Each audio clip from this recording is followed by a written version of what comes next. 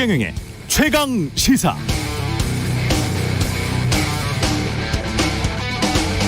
네, 지난 휴가 기간에 4대 일간지 소속 기자 후배를 만났는데요. 지난 잼버리 기간 편집국장이 보낸 SNS 메시지를 보여주더군요. 정부 중앙부처 고위 관료에게 온 내용이었습니다. 요약하면 잼버리 잘 진행되고 있고 참가 학생들 행복해야 한다는 기사가 나가면 좋겠다. 사진 위주로 화보를 만들어 실는 것도 아이디어란 식의 내용이었습니다. 지금 이 말 들으시는 고위 관료분 중에 좀 찔리시는 분이 한 분 계실 것 같네요. 당혹스럽죠? 이런 문자를 자연스럽게 일간지 편집국장에게 중앙부처 1급이 보낼 수 있는 분위기, 그런 문자를 편집국장이 데스크들 모두가 보는 디지털 공간에 태연히 옮기는 문화, 어떻게 봐야 할까요? 이동관 방송통신위원장이 말한 미디어 스핀에 충실한 이행일까요? 이미 시작된 미래라는 책이 있었죠. 2000년대 초반에 나온 책인데 인터넷 이후의 세상에 대해 예견한 책입니다. 세상과 소통하고 공감하는 수많은 아마추어 시민들과 일방향 정보 통제에 익숙한 소수 전문가 프로페셔널 기득권 집단의 싸움에서 누가 이길 것인가를 이미 20여 년 전에 예견한 책. 아마추어 시민들이 이깁니다. 정보는 통제되지 않습니다. 미디어 스핀 해보세요. 그거 잘 안 먹힐 겁니다. 네, 안녕하십니까. 9월 4일 세상에 이익이 되는 방송 최경영의 최강시사 출발합니다. 저는 KBS 최경영 기자고요. 최경영의 최강시사 유튜브에서도 실시간 방송합니다. 문자 자면은 짧은 문자 50원, 긴 문자 100원이 드는 샵9730 콩어플 무료고요. KBS 1라디오 채널 정치, 경제, 사회문화 등 다양한 명품 콘텐츠가 있습니다. 구독과 좋아요, 댓글 많이 부탁드립니다. 오늘 최강시사 송일종 국민의힘 의원, 최재성 전 청와대 정무수석 차례로 만나보고요. 3부에선 표창원 범죄과학연구소 대표와 함께 최근 벌어지고 있는 이상동기 범죄 행태에 대해 분석해 보겠습니다.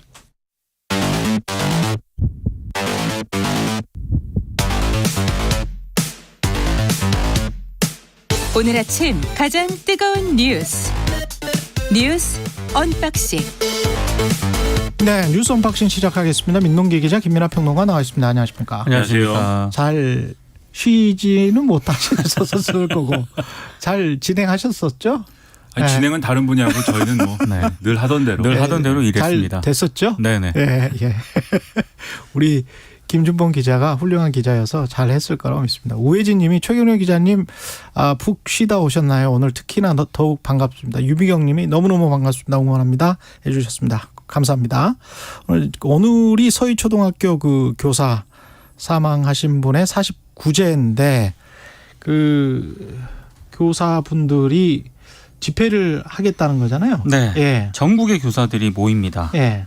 주말인 지난 2일 서울 여의도에서도 교사들 집회가 있었거든요. 주최 측 추산으로 20만 명이 모였습니다. 교육부에 따르면은요, 오늘 그 집회와 관련해서 임시 휴업을 공식 결정한 학교가 지난 1일 기준으로 한 30곳 정도 된다고 일단 밝히고는 있는데요. 교육부는 연가, 병가 등을 내는 교사들을 징계하겠다, 이런 입장을 밝히고는 있습니다만, 조희연 서울시 교육감 등 이른바 진보 성향 교육감들은 교사들의 추모 움직임을 존중하겠다, 이런 입장을 내놓았습니다. 교육부는 시도교육청이 집단행동 교사들에 대한 징계 요구를 거부할 경우에는 감사를 실시하거나 교육감을 형사 고발할 수 있다라고 압박을 하고 있는 그런 상황인데요. 이 교사들은 해당 교사가 숨진 채 발견된 지난 7월 18일 이후에 주말마다 7주 연속 집회를 열고 있고요. 교사들이 가장 강조하는 것은 악성 민원과 무고성 아동학대 신고에 대한 실질적인 대책, 이런 거를 요구를 하고 있습니다. 이 교육부가 몇 가지 방안 등을 내놓긴 했는데요. 교사들은 탁상 행정에 불과하다, 이렇게 지적을 하고 있습니다. 교육당국은 민원 대응팀과 민원 예약 시스템 등을 통해서 악성 민원을 막겠다라는 입장을 내놓았습니다만, 이 교사들은 좀 실효성에 계속 의문을 제기하고 있는 그런 상황이고요. 교육부가 어제부터 여론 달래기에 나선 그런 상황입니다. 이조 교육부 장관은 더 이상 선생님들이 불안해하지 않고 교육에 전념할 수 있도록 교육부와 시도교육청이 더욱 노력을 하겠다. 그러니 선생님들께서는 학생들 곁에서 학교를 지켜주라, 이런 호소문을 냈습니다만, 교사들은 오늘 집회를 강행할 그런 움직임을 보이고 있습니다.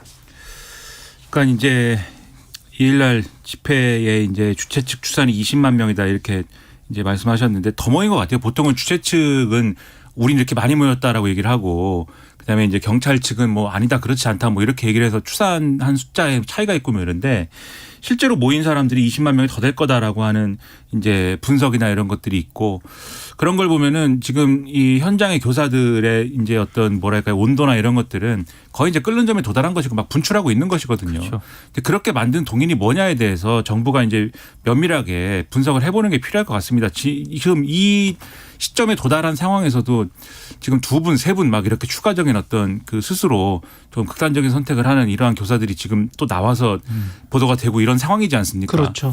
현장에 계속 이렇게 어려움 때문에 고통을 받고 있는데도 불구하고 지금 정부가 대안이라고 내놓는 것들은 성에 차지 않는다. 이게 교사들의 목소리거든요. 예를 들면은 지금 뭐 민원 대응팀, 뭐 민원 예약 시스템 이런 것들을 얘기를 하고 있지만 결국 이건 학교 차원에서 하는 그림입니다. 지금까지 정부가 얘기하는 거는 그게 일선 교사가 이제 떠맡는 것들을 교장 산하로 이제 좀 해가지고 정리를 해보겠다 뭐 이런 건데 그렇게 해도 결국은 학교에서 책임지라는 뜻이기 때문에 그럴 게 아니라 교육청이라든지 이런 데서 이제 이런 걸 통합적으로 담당하는 게 필요하다라고 교사들은 목소리를 내고 있는 거고 핵심적으로는 이제 아동복지법과 관련돼 가지고 아동학대 관련법. 그렇죠. 그 부분과 관련돼 가지고 교사들이 지금 이 가해자가 돼 있는 이게 어떤 이 상황을 예를 들면 원래는 이게 친모에 관한 거예요. 그렇죠. 네. 그래서 교사는 예를 들면 고발을 예. 의무화한다든지 뭐 이런 이런 것으로 풀어야 될 문제를 교사를 가해자의 어떤 위치로 놓는 이런 것들을 바꿔달라고 얘기하는 거지 않습니까? 그래서 거기에 대한 답이 있어야 된다. 그렇지 않으면 그렇지 않고 지금처럼 교육부가 하는 것처럼 지금 이 사실상의 이것은 파업이다.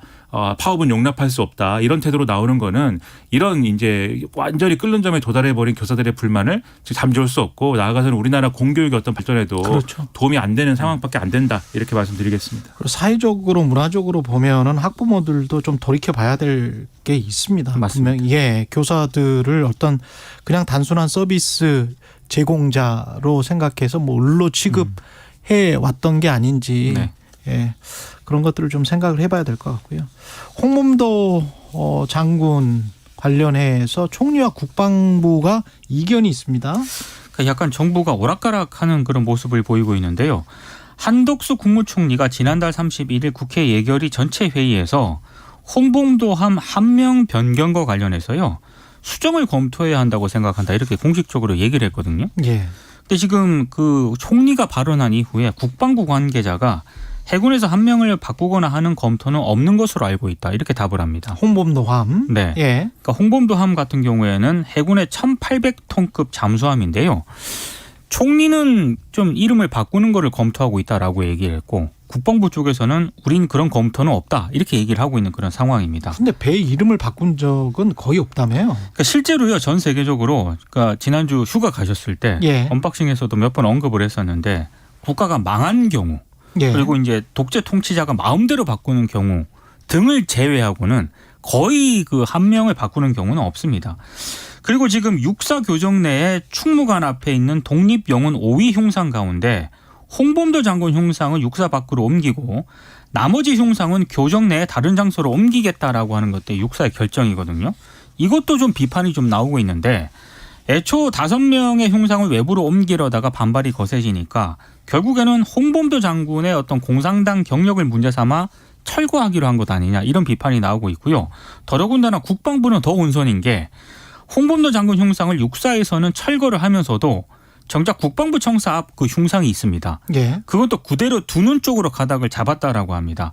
결국에는 홍 장군 흉상이 육사에는 부적절하다 이렇게 얘기를 해놓고서는 국방부 청사 앞 흉상은 또 계속 존치하겠다라는 입장인데 이게 무슨 기준이냐 이런 비판이 나오고 있습니다. 국방부가 원래 더 높은 거죠? 그렇습니다. 무슨 기준이냐? 예. 국방부 앞에 흉상은 문재인 예. 정권이 세운 게 아닙니다. 네. 아, 그래요? 98년도에 그렇죠. 98년도에 그렇죠. 육사 앞에 있는 것만 문재인 정권이 한 것이기 그 때문에 98년도에는 김대중 정부였던 건가요? 그러니까 뭐- 그 뒤에 계속 뭐 정권이 바뀌면서도 예. 그걸 문제 삼은 정권은 없었거든요. 아, 그렇죠. 오래전에 세운 거는 괜찮고 바로 그러니까- 직전에 문재인 정부에서 세운 거는 좀 안 되고 뭐 이제 그런 뜻이라고 말한 적은 없지만 우리가 네. 해석하기에는 그렇게밖에 해석이 안 되지 않습니까?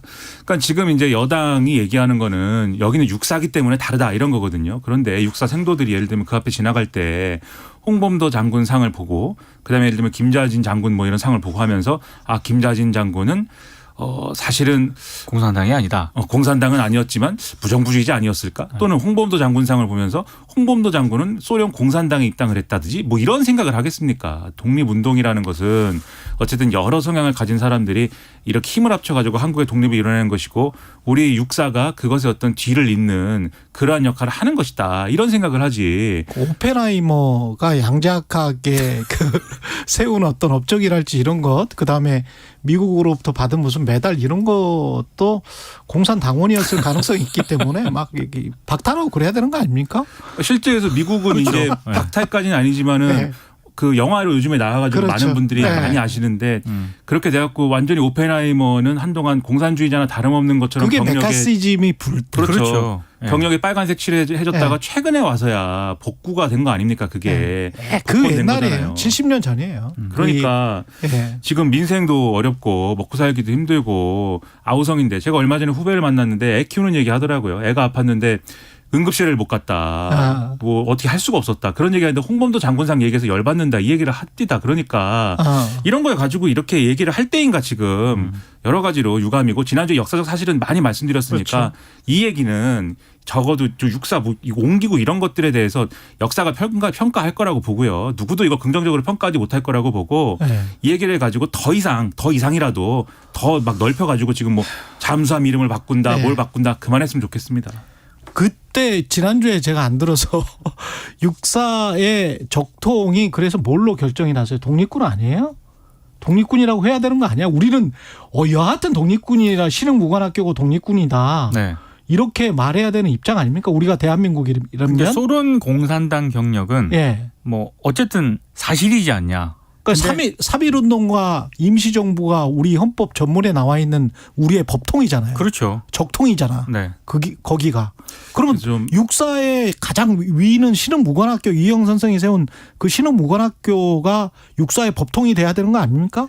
이제 그렇게 얘기를 그거 했는데 아니면 일제 그 뭐 관동군이랄지 무슨 뭐 만주군이랄지 박정희 전 대통령도 만주 군관학교 출신 아니에요. 그렇습니다. 예. 뭐 그런 걸로 우리 법통을 세울 수는 없는 거 아닙니까? 그렇죠. 그래서 예. 이제 학술적인 논의로 만약에 간다면 지금 말씀하신 것처럼 육사가 예. 광복군 독립군이 이제 육사의 조상이냐라는 거에 대해서 지난 정부에서 이제 그 점을 굉장히 강조를 하니까 예. 이번 정부에서는 그게 아니고 우리는 반공이다. 이렇게 가려는 거죠. 사실 이게 학술적으로 본다면. 학술적으로 본다면 그런 이야기죠. 그렇죠. 예. 근데 이제 그런 얘기 해서야 되겠느냐. 저는 그런 큰 의심을 갖고 있습니다. 그리고 런던 협약 당사국에 이재명 민주당 대표가 친서를 발송할 계획입니다. 그러니까 일본 후쿠시마 원전 오염수 해양 방류 중단을 촉구하는 그런 내용의 친서를 보내겠다고 밝혔고요. 이게 88개국이나 되죠. 그렇습니다. 그리고 이재명 대표가 어제 이제 국회 본청 앞 단식 천막에서 기자회견을 열면서 오염수를 부르지 못하게 장시 개명하는 회개한 언사다라고 강하게 비판을 했습니다. 원래 그 다음 달 2일에 런던 협약 당사국 총회가 열리거든요. 근데 이제 이 친서에는 위반 사실을 의결을 하도록 각국의 협조를 구하는 그런 내용이 담길 것으로 보입니다.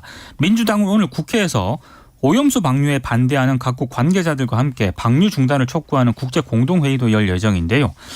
일부 의원들 같은 경우는 릴레이 동조 단식에 또 참여를 하기로 했고요. 지금 뭐 또 이 상황에서 이재명 대표는 또 검찰하고 출석 일정을 지금 또 조율을 하고 있거든요. 검찰은 오늘 출석을 해라 방침을 일단 고수를 하고 있고 9월 4일. 그렇습니다. 이재명 대표 측은 11일에서 15일 날 출석을 하겠다 이런 입장을 지금 고수를 하고 있는데 오늘 동아일보 기사를 보니까요. 만약에 이재명 대표가 오늘 출석을 끝내 거부를 할 경우에 지난달 32일을 포함해서 2차례 조사 불응으로 간주를 해서 다시 주중 출석 조사를 요청을 하겠다 이런 방침입니다. 근데 이제 만약에 이번 주중에도 조사를 받지 않으면 3회 출석 불응으로 보고 피의자 조사 없이 구속영장을 청구하는 방안을 검토하고 있다. 이게 동아일보 보도 내용입니다. 일단 뭐 지금 핵심적인 어떤 이슈를 후쿠시마 오염수 방류로 잡는 거에 대해서는 뭐 야당 입장에서는 그럴 수 있다고 봅니다. 지금 계속 뭐 여당에서는 이름을 바꾸자 뭐 얘기를 하는데 오염수를 오염 처리수로 바꾸면 뭐 본질이 달라지느냐 그렇지 않지 않습니까? 그리고 오염 처리수 이게 국어가 맞는지도 모르겠어요. 오염된 처리수 같기도 하고 그렇죠. 오염 처리한 물 같기도 하고 그러니까 오염을 처리한 물 여러 가지 해석이 있을 수가 있는 건데 그거는 해외 언론 지금 제가 좀 BBC랄지 로이터랄지 뉴욕타임즈를 쭉 검색을 해봤는데 처리수라고 그렇게만 부르는 언론은 없고요. 그렇죠. 그렇죠. 처리된 방사능물, 처리된 쓰레기물 이렇게 부르고 있습니다. 그렇습니다. 예. 지금 말씀하신 게 이제 트리티드 웨이스트 워터나 이제 예. 트리티드 레디에이티브 워터 이런 예. 건데 그래서 정부도 사실 정부가 얘기해 온 게 과학적으로 처리된 오염수 이렇게 부르겠다 뭐 이런 거 아닙니까? 근데 어쨌든 과학적으로 처리된이라는 거는 수사기 때문에 여전히 그건 오염수예요. 그러면 그러니까 오염수다라고 부르는 거에 대해서 그걸 이름을 바꾼다고 해서 국민들의 불안이나 이런 게 잠재워지지 않는데 오염 처리수로 바꾸자든지 이런 얘기를 하니까 야당도 이제 계속 이 얘기하고 뭐 이런 상황이죠. 그리고 더군다나 이것 외에도 우려되는 바가 계속 많고 지금 일본이 방류를 하는 데 있어서 예를 들면 애초에 공언한 예를 들면 방류 농도나 이런 것들이 지켜지지 않고 있다라는 일본 언론의 지적이나 이런 게 있거든요. 그래서 계속해서 이제 두고 봐야 될 문제이기 때문에 언론 이 야당이 이제 이런 어떤 이슈 파이팅이나 이런 거를 강화할 수 있는데 우려가 되는 거는 이재명 대표의 단식이 이제 어떤 의미로 받아들여질 거냐. 그 점에 있어서 지금 동조 단식한다고 하고 추미애 전 장관이 이제 이 천막에 이제 가고 이런 상황에서 민주당이 결집하는 모습이 쭉 일어나지 않습니까? 결국은 이렇게 될 것 같아요. 검찰하고 소환 일정 줄다리기 하는데 결국 검찰의 입장은 지금 말씀하신 것처럼 결국은 이제 이재명 대표를 조사하지 않더라도 우리는 구속영장 보낼 수 있다 이거 아닙니까? 그러면은 3회 출석 불응으로 보고 구속영장 보내는 시점은 9월 이제 중순 또는 이제 늦어지면 뭐 하순 뭐 이렇게 될 건데 지금 또 여러 가지를 수사를 하고 있거든요. 뒤에 좀 얘기하겠지만 그런 거 아무튼 맞물려가 그렇게 될 텐데 그때 되면 이재명 대표 건강은 상당히 좀 어려울 것이고 그래서 이걸 가지고 또 대표가 자리에 누워 있는데 체포동의안을 찬성할 수 있느냐 이렇게 될 것이 상당한 가능성이 있는 것 같습니다. 민주당 내에는 지금 분위기가.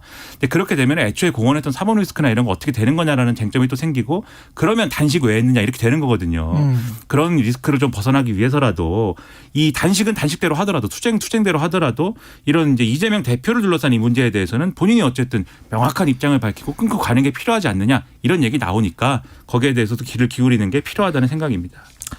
그리고 김만배와 관련해서 신앙림 전 노조위원장을 압수수색을 했는데 책값으로 1억 얼마요? 1억 6,500만 원이 건네졌는데요. 일단 그것과 인터뷰가 연관이 있는 것 아니냐? 뭐 이렇게 지금 검찰은 의심하고 있는 겁니까? 검찰은 이제 그걸 의심을 하고 있고요. 그리고 뉴스타파 전문위원이었거든요. 신앙림 전 언론노조 위원장이 2021년 9월 김만배 씨와 한 인터뷰 내용이 일단 검찰은 허위라고 판단을 하고 있고 그리고 이 인터뷰를 20대 대선 선거의 사흘 전에 뉴스타파를 통해 보도한 대가로 이 김만배 씨로부터 1억 6,500만 원 금품을 수수했다는 게 검찰의 판단입니다. 예. 여기에 대해서 신앙림 전 언론노조 위원장이 이제 기자회견을 가졌는데요. 예. 일단 그 1억 6,500만 원은 본인이 이제 쓴 책값이다 이렇게 주장을 하고 있고 관련해서 뉴스타파도 입장을 내놓았는데 정리라면 이렇습니다. 해당 보도는 뉴스타파 편집회의에서 기사 가치를 검토한 뒤에 나갔다. 그리고 신앙림 전 위원장은 보도 여부를 결정해 위치에 있지 않았다. 그리고 녹취 내용과 관련해서는 여러 가지 사실 확인도 거쳤다. 그리고 마지막으로 신앙림 전 위원장이 자신의 저작물을 김만배 씨에게 판매했다는 사실은 뉴스타파는 전혀 인지하지 못했다. 이런 입장을 내놓았습니다. 근데 관련해서요.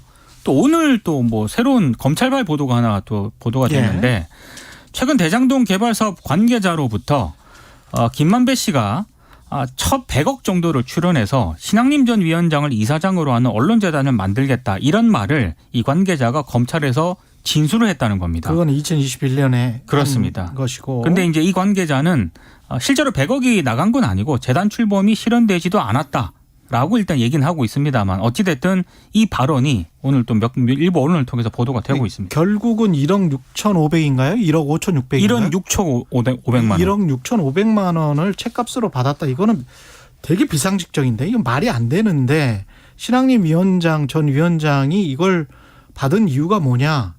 이거는 설명을 해야 될 것 같은데. 그렇죠. 더 예. 추가적인 설명이나 해명이 좀 필요한 부분인 것 같습니다. 예. 근데 근데 이거를 제가 이해가 안 되는 게 예. 신학림 전 위원장 어쨌든 기자 생활 오래 한 분이고 언론조절 위원장 출신이고 예. 언론인의 어떤 자세라든가 역할에 대해서 모르는 분이 아니지 않습니까? 이게 그렇죠. 말이 돼요? 근데 누가 예. 예를 들면 당신이 쓴 책, 당신이 너무 뭐 귀중하니까. 그렇죠. 너무 좋은 책이니까는 한 권당 예를 들면 5천만 원 쳐가지고 내가 사겠다라고 하면은 의심하는 게 당연하지. 팔만대장경도 1억 6,500만 원. 그렇죠.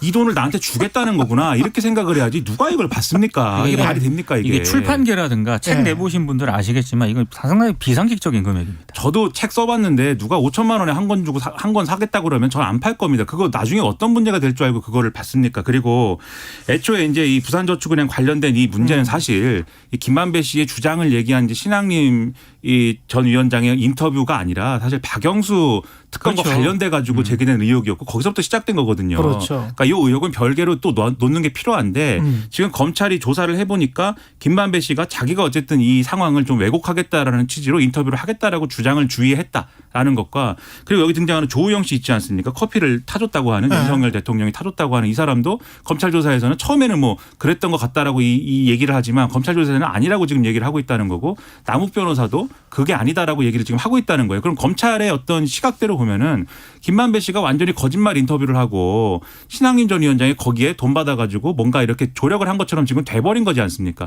이거를 반박하려면은 1억 6,500만 원을 받은 정당성이 있어야 되는데 그렇지. 책 3권 받은 거는 정당성이 형성이 안 되잖아요. 이게 어떻게 설명이 됩니까? 어떻게 이렇게 가볍게 처신을 했습니까? 전혀 이해가 안 되고요. 신학림 위원장이 처신은 비판받아 마땅하고요. 그렇지만 이 사건의 본질은 이재명 대표가 관련해서 어떤 배임이나 횡령이 있었느냐 또는 뭐 어떤 화천대유로부터 어떤 뭔가를 받았느냐 그거 하나하고 부산저축은행 사건이 누가 봐준 것이 아닌가. 그렇죠. 그거하고 이 두 가지 큰 줄기고 그게 대선 전도 그랬고 대선 후인 지금까지도 아직도 규명이 안 되고 있고 검찰이 정치적으로 이 수사를 자꾸 질질질 끌면서 어떤 부분은 막 키우고 어떤 부분은 막 축소하려고 하는 듯하다는 것 그것도 진실의 한 단면인 것 같다 그런 생각이 드네요. 네. 예, 검찰도 잘한 거 없습니다. 예, 여기까지 하겠습니다. 뉴스 언박싱 민동기 기자 김민하 평론가였습니다. 고맙습니다. 고맙습니다. KBS 1라디오 최경영의 최강시사 듣고 계신 지금 시각 7시 42분입니다. 출근길 날씨 정보입니다. 오늘은 비나 소나기를 갑작스럽게 만날 수 있어 우산을 챙겨서 다니는 것이 좋겠습니다. 지금 강원 영서 북부에 다소 강한 비가 내리고 있는데요. 오전까지 수도권과 강원 영서, 충청도와 경북 서부 지역에는 가끔 비가 오는 곳이 있겠고요. 동해안과 제주도는 동풍의 영향으로 저녁까지 곳곳에 비가 내리겠습니다. 또 오후에는 대기 불안정으로 내륙을 중심으로 소나기가 지날 전망입니다. 오늘도 늦더위가 이어지겠습니다. 한낮 기온이 서울 29도, 대전, 부산 30도, 대구 31도, 광주 32도 등으로 대부분 30도를 웃돌겠고요. 동해안 지방만 동풍의 영향으로 26도 안팎에 머물겠습니다. 현재 서울의 기온은 24.6도입니다. 날씨 정보 송소진입니다. 이어서 이 시각 교통 상황을 KBS 교통정보센터 김민희 씨가 전해드립니다. 출근 정체가 빠르게 늘고 있습니다. 평택 제천고속도로 제천 쪽으로 평택터널을 앞두고는 사고가 나면서 2, 3차로를 막고 처리 작업을 하고 있는데요. 평택 고덕 일대 4km 구간에서 정체 심해졌습니다. 반대 평택 쪽으로도 이 평택터널 일대로 속도 줄여 지납니다. 영동고속도로 인천 쪽으로는 먼저 부곡에서 동군포 사이로 정체고요. 안산 부근 사고는 조금 전에 처리 작업이 마무리됐지만 안산 분기점부터 속도 많이 떨어져 있습니다. 반대 강릉 쪽으로는 서창 분기점에서 월곡 분기점 사이와 군자 분기점에서 서안산 부근, 다시 반월 터널에서 둔대 분기점 사이와 또 동수원 일대로 정체고요. 더 가서는 용인 휴게소에서 양지 터널 사이로 더딘 흐름 이어지고 있습니다. 그밖에 호남고속도로 천안 쪽으로 서광주 부근 1차로에서도 사고가 났습니다. KBS 교통정보센터였습니다. 오늘 하루 이슈의 중심. 당신의 아침을 책임지는 직격 인터뷰. 여러분은 지금 KBS 1라디오 최경영의 최강시사와 함께하고 계십니다. 네, 21대 마지막 정기국회 시작과 동시에 파열음이 일고 있습니다. 여당 전략은 무엇인지 그리고 현안들 좀 짚어보겠습니다. 성일종 국민의힘 의원 연결돼 있습니다. 안녕하세요. 예, 안녕하십니까. 성일종 의원입니다. 예. 그럼 일단 이재명 대표 단식과 관련해서 여쭤봐야 될 것 같은데 여당에선 생떼 내수용 단식이다.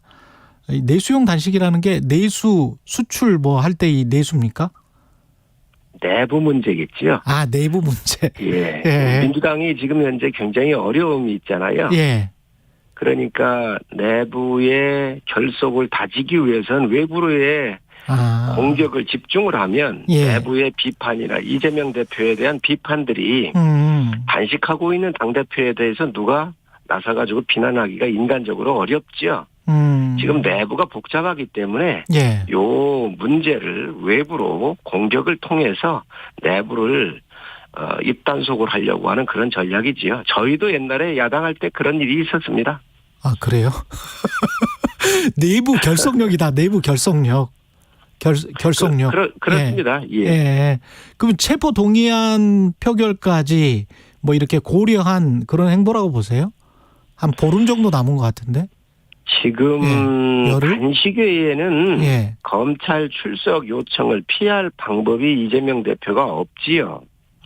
그런데 이재명 대표의 지금 단식은 어떤 명분도 없습니다. 우선 왜 그러냐면요. 예. 이재명 대표의 사건은 성남 시절에 있었던 개인의 부정비리와 관련돼서 민주당이 고발해서 수사가 시작된 거 아닙니까? 저희 당이나 다른 사람들이 한 게 아닙니다. 경선 과정에서 민주당에서 나온 거고요. 예. 두 번째로는 민주주의는 법에 의한 지배입니다. 법에 의해서 운영되는 거예요. 그런데 지금 출석하라고 하는 거를 한 번도 순수히 응하지 않고 늘 자기 마음대로 바꾸고 있잖아요. 한 번이라도 순수하게 예 알겠습니다 하고 법에 의해서 요청하는 것을 응한 적이 있나요?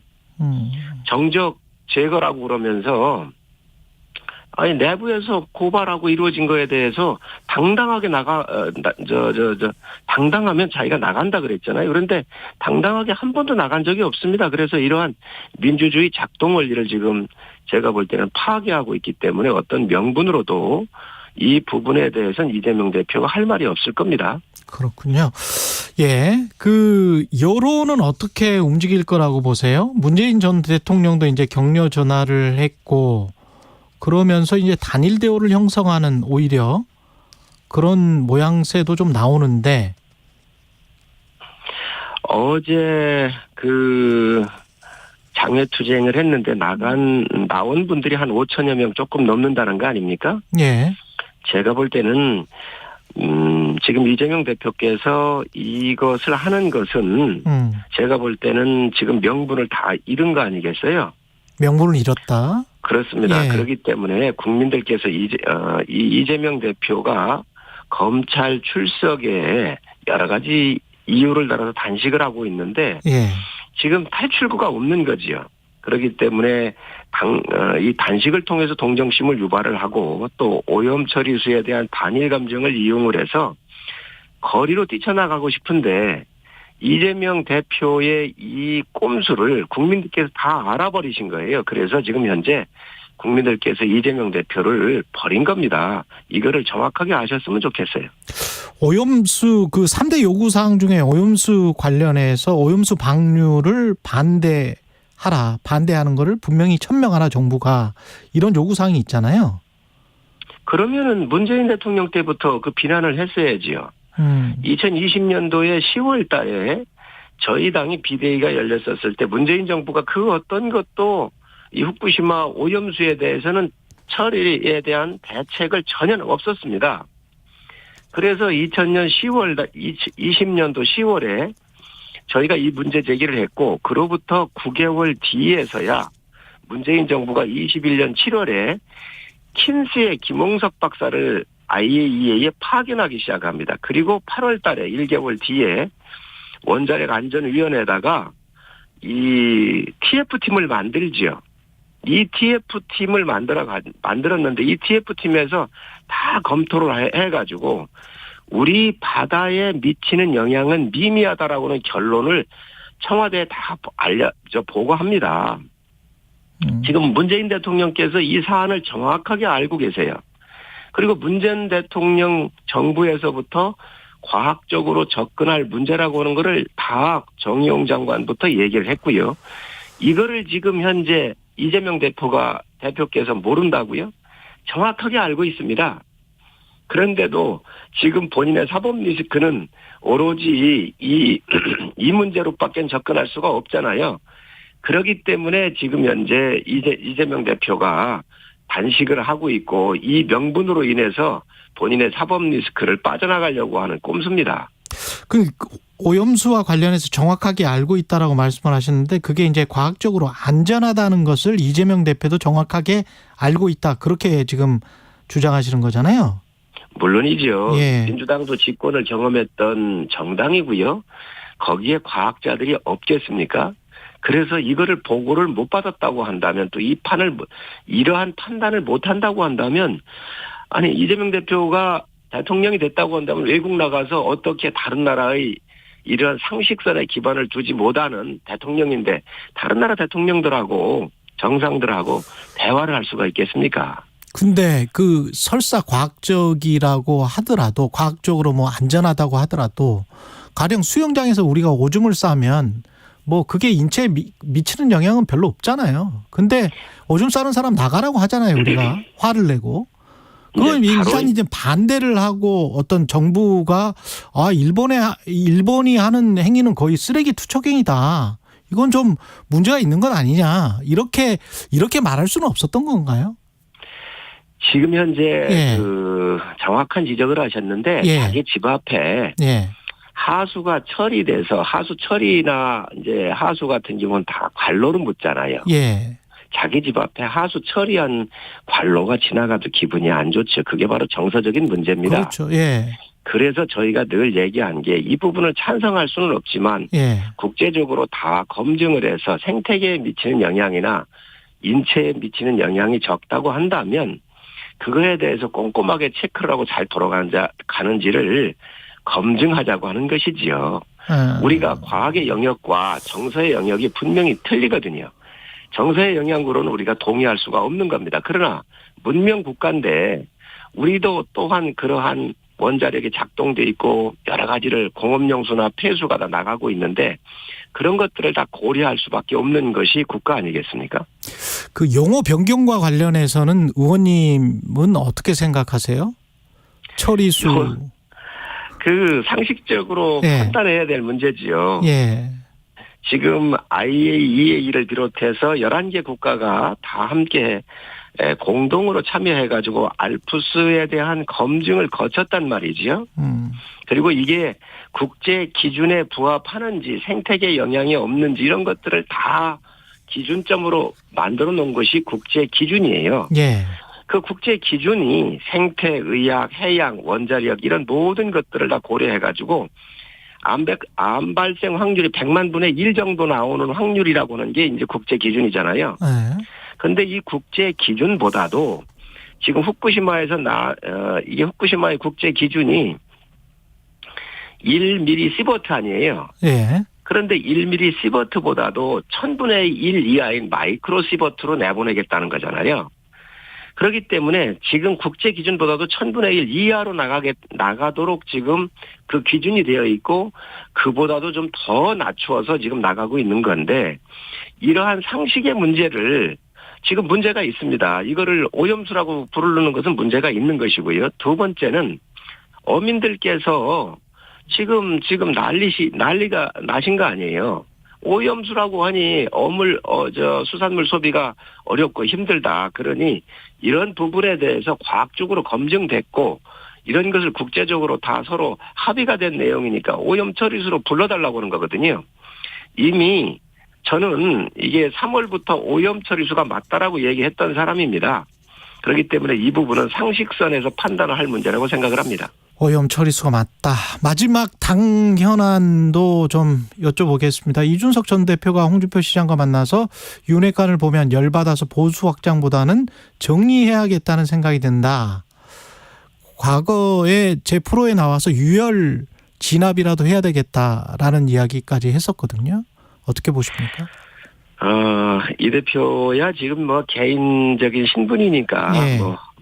여러 가지 의견을 자유롭게 낼 수 있을 거라고 보여지고요.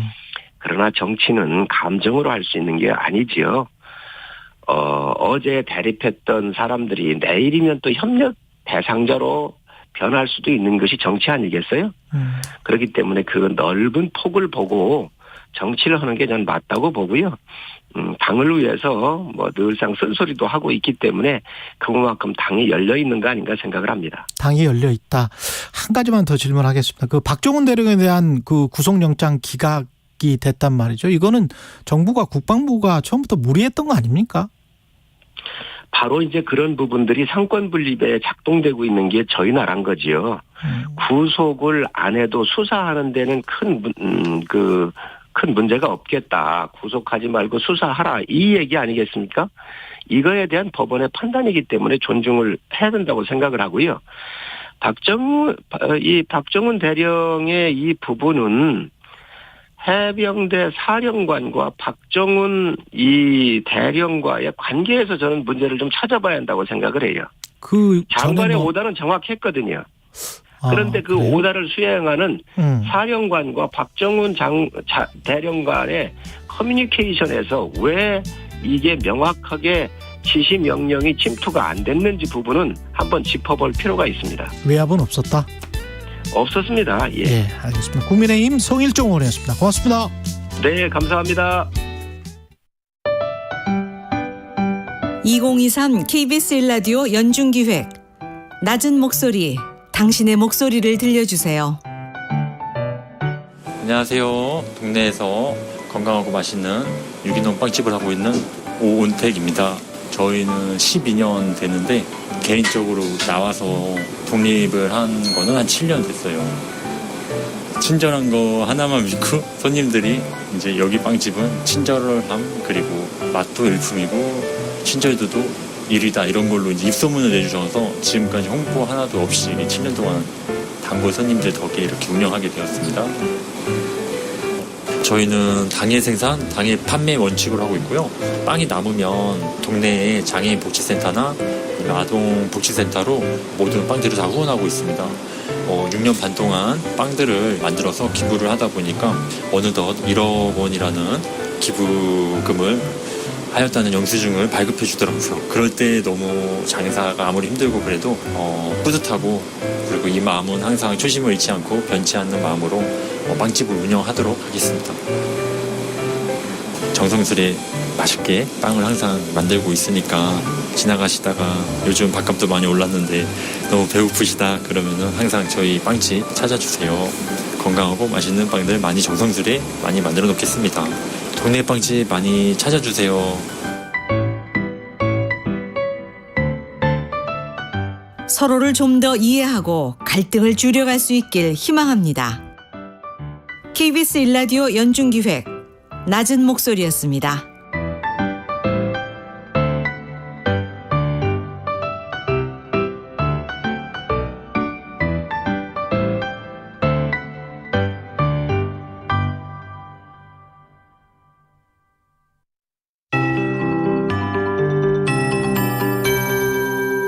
KBS 58분 날씨. 9월의 첫 월요일 아침입니다. 달력상으로는 가을에 접어들었지만 날씨는 여전히 여름인데요. 제주도 등 일부 지역에는 열대야가 나타나고 있고 수도권은 밤사이 내린 비로 습도가 높아서 체감 온도가 25도를 웃돌며 아침부터 후텁지근하게 느껴지는 곳이 많습니다. 강원 영서 북부에는 아직 비가 오고 있고요. 오전까지 수도권과 강원 영서, 충청도와 경북 서부 지역에는 가끔 비가 내리는 곳이 있겠습니다. 동해안과 제주도는 동풍의 영향으로 저녁까지 곳곳에 비가 오겠고요. 오후에는 대기 불안정으로 내륙 지역에 천둥 번개와 돌풍을 동반한 요란한 소나기가 지날 전망입니다.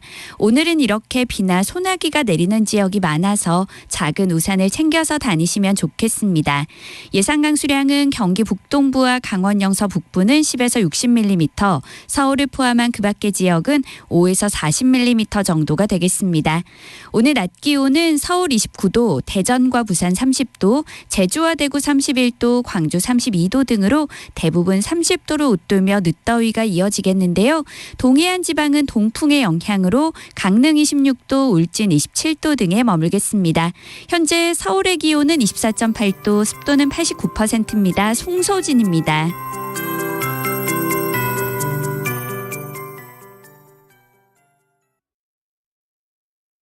정성을 다하는 국민의 방송 KBS가 8시를 알려드립니다. AM 711kHz, FM 97.3MHz, KBS 1라디오입니다. HLKA.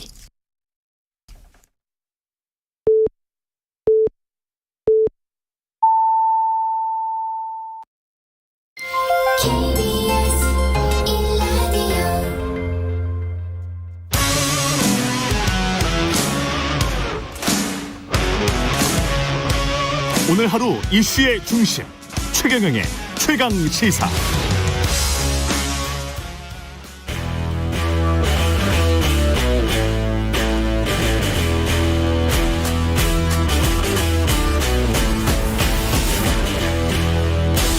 네, 한 주의 시작 여의도 정치를 깊이 있고 날카롭게 들여다보는 시간 정치 먼데이. 오늘은 최재성 전 청와대 정무수석과 함께합니다. 안녕하십니까, 수석님? 예. 안녕하세요. 예, 무기한 당식 선언 이야기부터 하겠습니다. 이재명 대표.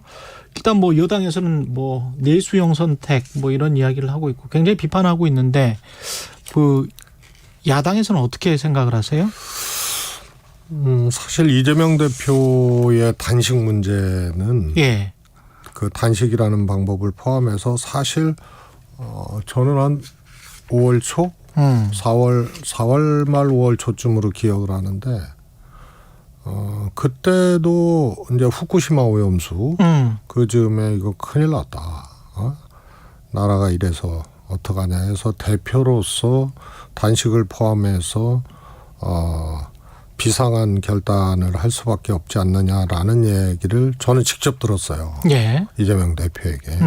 그래서 이것을 놓고 뭐 무슨 소위 뭐 방탄용이다 뭐 어쩌고 저쩌고 하는 것 자체가 해당 사항이 없는 것이 이미 4말 5초 고즈음인데 그때부터 후쿠시마 오염수 방류에 대한 우리 정부의 이런 이제 굉장히 무책임한 이런 태도를 보고 그때부터 고민을 했었던 거죠. 근데 이것과 검찰이 저 체포동의안 관련해서 뭔가 올 때 국회로 올 때 그것과 좀 겹치는 시기여서 여당에서는 그것을 의심하는 것 같은데요. 두 가지인데요. 예. 첫 번째 저는 몇 개월 전부터 오랫동안 수사했던 이재명 대표 관련 건들 있잖아요. 이런 것을 검찰이 정치적으로 스케줄을 조정할 것이다.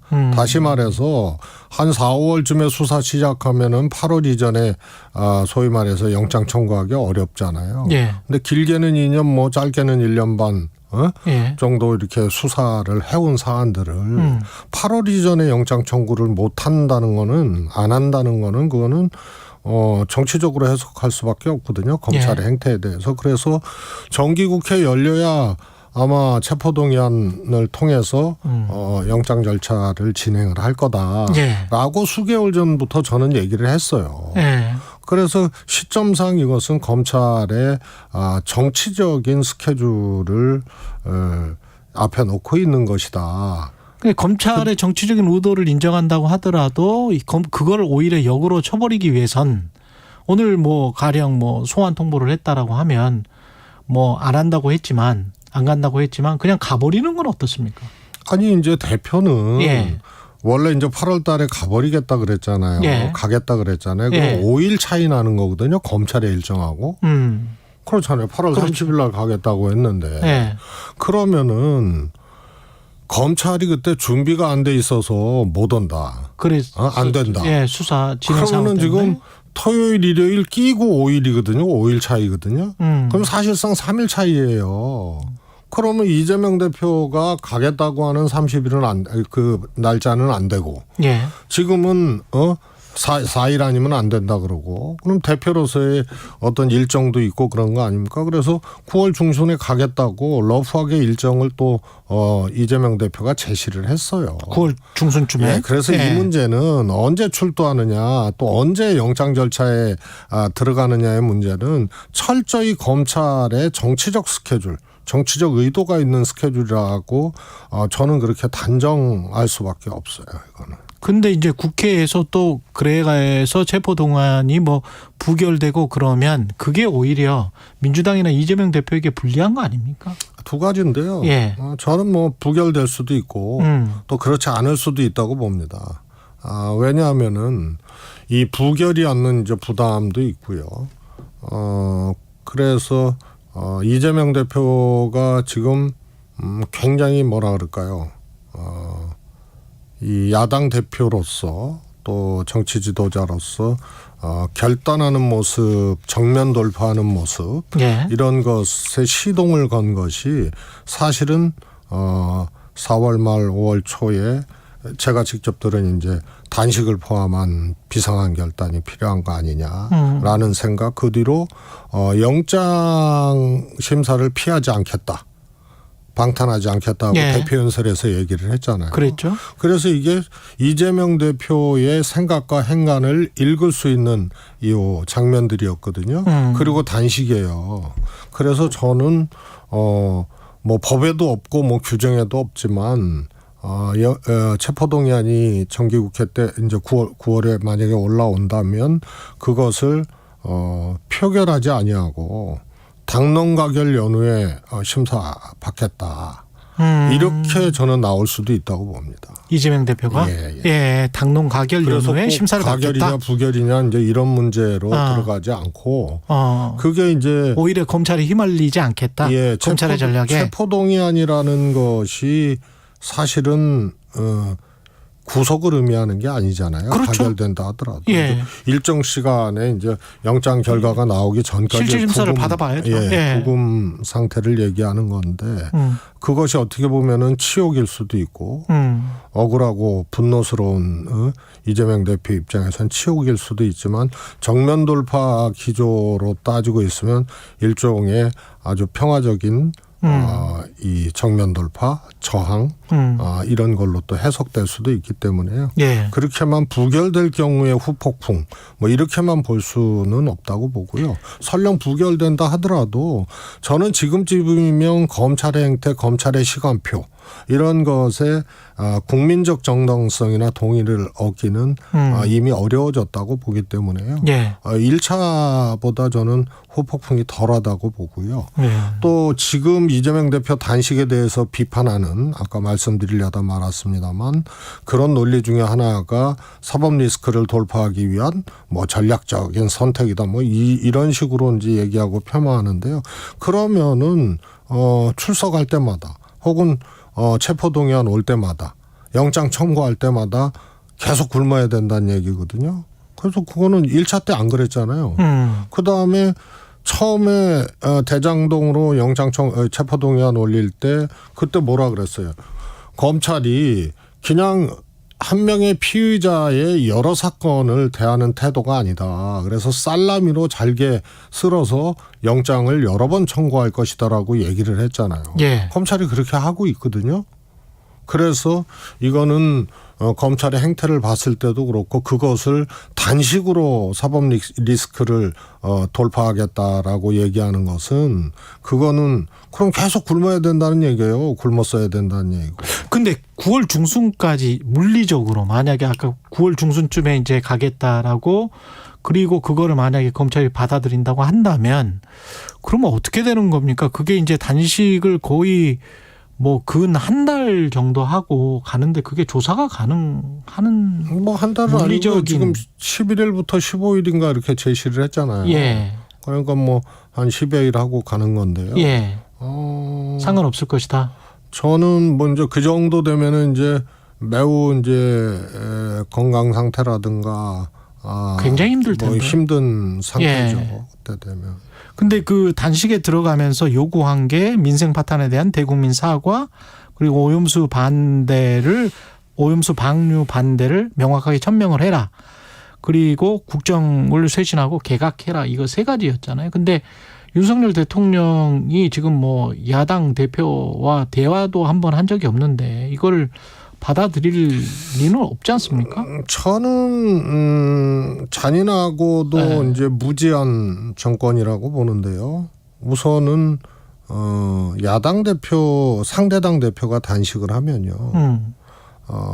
상대당의 대표가 가거나 심지어는 최병렬 전 대표 할 때는 청와대에서 문희상 정무수석이 가서 또 위로를 하고 단식 풀라 그랬고요. 황교안 대표 단식할 때도 이해찬 대표가 갔어요. 심지어는 이정현 대표 황당한 단식할 때도 추미애 대표가 갔었고. 그랬네. 김성태 네. 대표 할 때도 정세균 국회의장이 갔었다고. 그랬네요. 생각해 보니까. 이정현 대표 할 때 정세균 의장이 그렇죠. 가고. 예. 그래서 그런데 그거는 어떻게 보면은 정치적으로 이제 기본적으로 해야 될 이 행위들 중에 하나거든요. 상대당 대표가 단식을 하는데 이렇게 극한까지 갔는데 그렇습니다. 거기에 대한 일정 정도의 책임 같은 거 미안함을 느끼고 뭔가 제스처는 해야 되지 않느냐? 아니 안 미안해하죠. 예. 그러나 정치가 엄존하고 있고 살아 있고 또 거기에 국민이라는 두 글자가 있고 이런 상황에서는 야당 대표도 국민의 목소리를 대변하는 당의 그렇죠. 대표거든요. 예. 그리고 실제로 이재명 대표가 걸었던 당시에 이정현 대표가 걸었던 그 주장 속에는 그런 것에 대해서 동의하는 국민들이 있어요. 그렇죠. 예. 많든 적든 간에요. 그렇죠. 그래서 예. 특히 집권당이나 집권 세력에서는 가서 위무를 하고 또 협상을 시도를 하고 하는 것이 기본적인 자세인 거예요. 국민이 있기 때문에.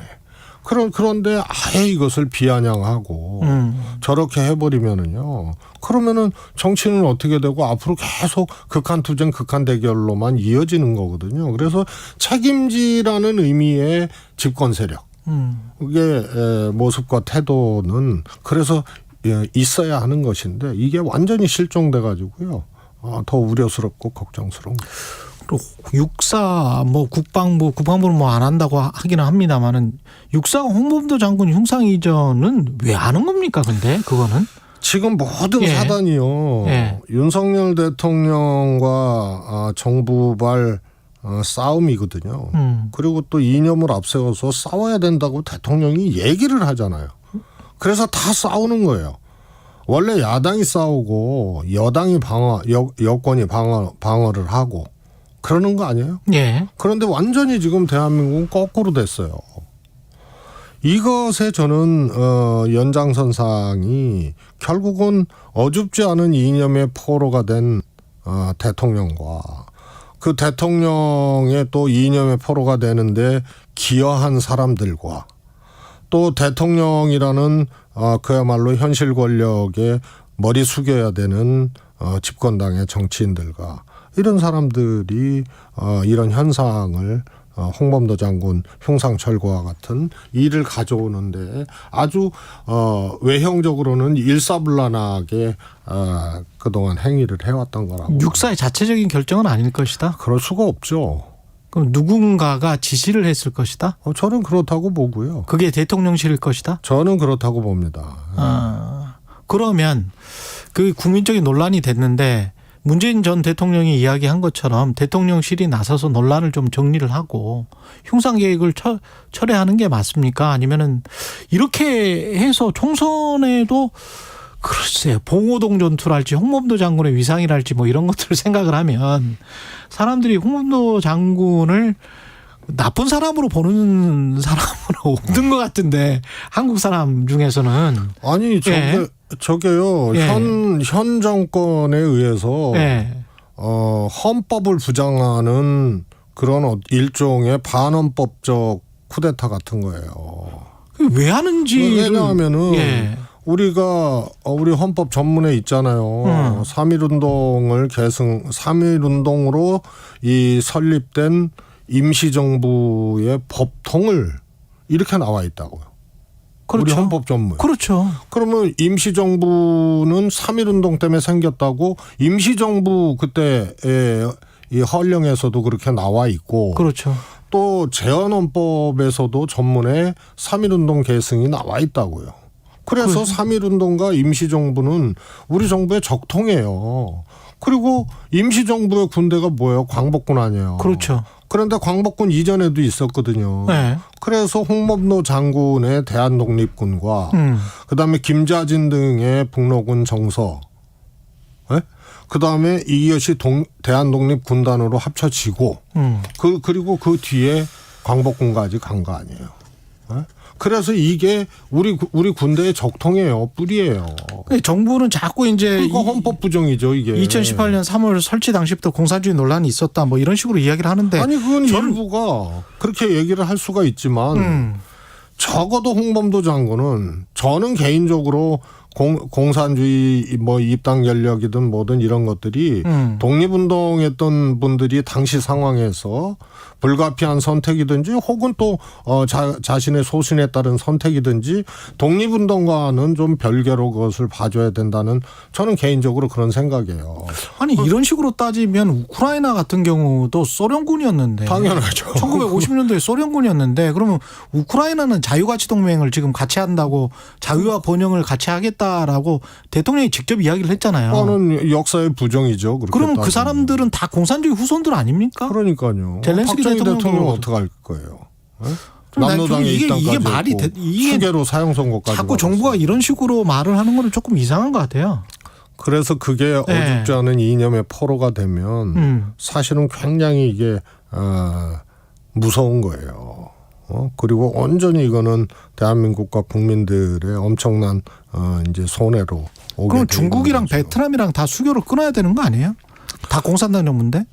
아마 중국에 대해서는 수교를 끊는다는 생각은 못해도 적어도 뭐 한미일 이 안보 체계 이런 것을 통해서 적까지는 아니더라도 대척점으로 설정을 해놨을 거예요. 이게 뭐 자유가치동맹이라는 게 지금 미국이 베트남이랑 포괄적이고 전략적인 파트너십을 체결한다고 계속 지금 외신에서 뜨고 있던데 베트남도 공산당 정부거든요. 그렇습니다. 예, 인권 탄압하고 있고, 예, 반체제 세력이 뭐 200명이 지금 민주화 인사들이 다 투옥돼 있다 그러고 그런 게 이제 공식적으로 다 나오고 있는데 그런 것들은 또 어떻게 정리할 건지 모르겠습니다. 정리가 안 되는 거죠. 그래서 지금 시대에 지금 이걸 이야기하는 게 맞나? 그러니까 자유라는 윤석열 대통령이 취임사부터 수십 번을 얘기하고 저는 그때 대통령 취임사가 뉴라이트 선언문이다라고 그때 얘기를 했었어요. 예. 그런데 지금 저는 지금도 그런 확신이 있는데요. 자유라는 윤 대통령의 일종의 상표처럼 돼버린 그 언어 속에 어줍지 않은 이념 대결과 또 이로 인한 이제 혼란 이런 것들이 이제 싸움, 갈등 이런 것들이 매우 무섭게 지금 진행이 되고 있는 거죠. 과거에는 민주당이 너무 이념적이어서 문제가 됐었던 적이 있었던 것 같습니다. 그리고 이제 민생이랄지 경제를 안 살핀다 뭐 이런 비판을 많이 받는 것 같은데 사실 지금 민생이나 경제가 지금 부글부글 하는 상황이거든요. 굉장히 힘들고 기업인들도 지금 굉장한 압박감을 느끼고 있거든요. 근데 그건 신경 안 쓰는 것 같은데. 보통은 이제 정권 말기에 역대 대통령들이 했던 말, 민주당 출신 대통령 말고 저쪽에서 주로 했던 말이 인기가 없어도 할 건 한다. 훗날 역사가 평가할 것이다. 뭐 이런 거거든요. 근데 윤석열 대통령은 이 집권 초기에 그런 말을 해요. 인기 없어도 한다. 뭐 전 정부에서 거덜난 곳간 말이야 재정 안 풀고 오히려 긴축 재정하겠다 이런 것을 인기에 연연하지 않겠다. 인기가 없어도 이런 말을 해요. 그래서 제가 보기에는 어설픈 이념의 포로가 된 흔적들이 여러 군데서 나타나기 때문에요. 저는 뭐 특히 경제나 민생 문제 이런 것은 능력도 없고 의지도 없는 것 같아요. 능력도 없고 의지도 없다? 그렇습니다. 이런 경제적인 어려움이 지금 예고되고 일어나는 것이 아니고 이미 윤석열 대통령이 후보 시절부터 본인도 읽었을 거예요. 경제적인 어려움이 온다. 이건 국제적 상황이라든가 여러 가지 요인들이. 그러면은 대통령이 됐으면 바로 그런 것에 대해서 대비를 했어야 되는데요. 그때 당시 기억나실까 모르겠는데요. 소위 말해서 비상경제대책회의를요. 한참 후에 대통령 주재로 했어요. 그전에는 어디서 했냐. 기재부 차관이 했어요. 그래서 경제 상황에 대한 인식부터 안 돼먹은 사람들이에요. 그리고 얼마 전에 어떻게 됐어요? 취임 10여 개월이 되어서야 이제는 경제다 해서 경제 챙기겠다고 얘기를 하잖아요. 그러면은 이 정권 초기에 비상경제라고 얘기를 해놓고 비상경제대책회의는 문재인 대통령 때는 대통령 주재로 늘 했었어요. 그럼 비상경제라고 선언을 해놓고 차관이 주재하고 나중에 장관이 하고 네. 그 경제수석이 또 하고 그러다가 대통령 주재는 몇 번 하다가 지금도 하고 있나 모르겠어요. 그런데 그때 비상경제가 뭐 해제되는 상황이었어요. 지금까지 그렇죠. 이어지고 있는데 네. 그동안 비상경제대책회의 대통령 주재로 몇 번이나 했는지 모르겠어요. 그리고 1년 15개월 지난 다음에 지금부터 경제 챙기겠다고 얘기를 하고 그래서 앞뒤가 맞지를 않는 거예요. 그래서 관심도 없고 능력도 없다. 의지도 없고 능력도 없다라고 평가할 수밖에 없죠. 예, 여기까지 말씀 듣겠습니다. 최재성 전 청와대 정무수석이었습니다. 고맙습니다. 감사합니다. 여러분은 지금 KBS 1라디오 최경영의 최강시사와 함께하고 계십니다.